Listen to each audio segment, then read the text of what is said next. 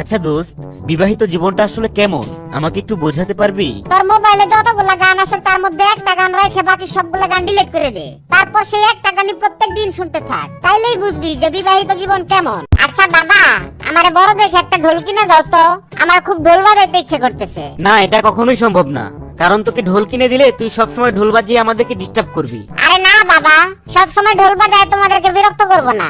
যখন রাতে দেখবো তোমরা ঘুমায় পড়ছো ঠিক তখনই বাজাবো। দোস্ত জানিস আজকে দারুণ একটা মজার ঘটনা ঘটছে। তাই নাকি দোস্ত? কি ঘটনা?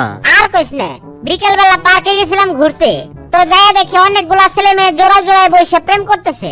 এইটা দেখে আমি কানে ফোন লাগাই অনেক চিল্লায় বললাম, ভাই তাড়াতাড়ি চলে আয়, তোর গার্লফ্রেন্ড একটা ছেলের সাথে পার্কে আসছে। তাই নাকি দোস্ত? তো তারপর কি হলো?